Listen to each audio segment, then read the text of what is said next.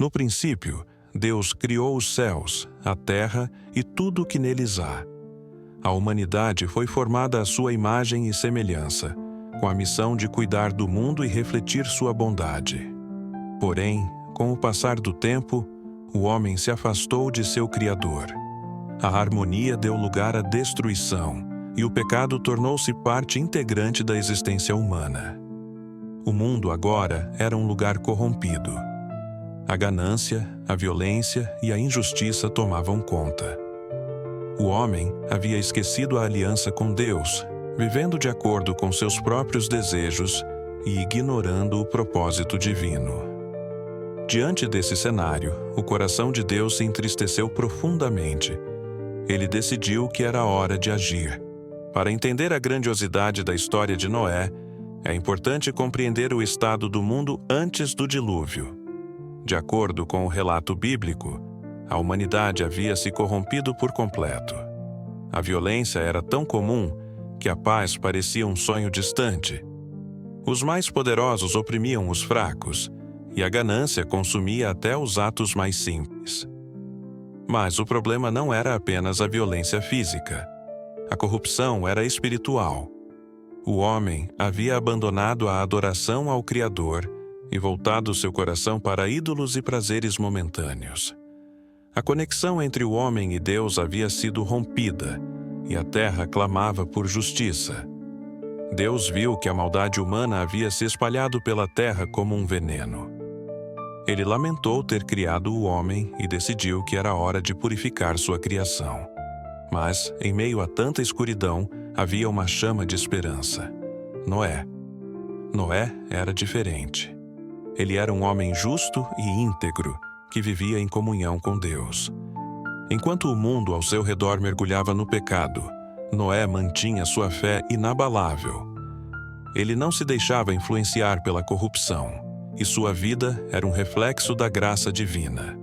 Por causa de sua fidelidade, Noé encontrou graça aos olhos do Senhor.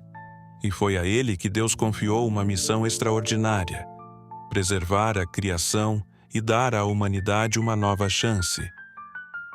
Noé, o fim de toda a carne está determinado diante de mim. A terra está cheia de violência, e eu a destruirei com as águas de um grande dilúvio. Construa uma arca de madeira de cipreste. Faça-a com 300 côvados de comprimento, 50 de largura e 30 de altura. Divida-a em compartimentos e vede-a com betume por dentro e por fora. Deus falou comigo. Ele vai trazer um dilúvio para purificar a terra, mas nos prometeu salvação se formos fiéis. Precisamos trabalhar juntos para construir a arca. Essa será nossa chance de recomeçar. A construção da arca foi uma tarefa monumental. As dimensões eram gigantescas: 135 metros de comprimento, 22 metros de largura e 13 metros de altura. Uma embarcação assim nunca havia sido feita antes. Mas Noé seguiu as instruções de Deus com precisão. Noé, você está maluco? Construindo esse barco enorme no meio do nada? Onde está esse dilúvio que você tanto fala? Deixe de ser tolo. Você está desperdiçando sua vida. Apesar das críticas e do escárnio, Noé permaneceu firme. Ele sabia que a obediência a Deus era mais importante do que agradar aos homens. Cada martelada na madeira era um ato de fé e coragem. Quando a arca ficou pronta, Deus trouxe os animais para dentro. 2 de cada espécie, macho e fêmea, para que a vida fosse preservada. Era um espetáculo grandioso, um lembrete da harmonia original da criação. Quando tudo estava pronto, Deus fechou a porta da arca. Então, as águas começaram a cair. Primeiro, uma chuva fina.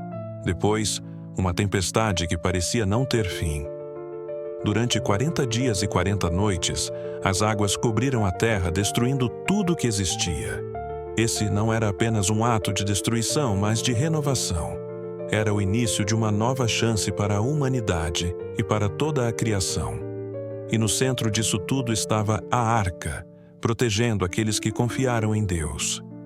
Quando as águas finalmente recuaram, Noé enviou uma pomba para buscar sinais de vida. Quando ela retornou com um ramo de oliveira, ficou claro que era hora de recomeçar.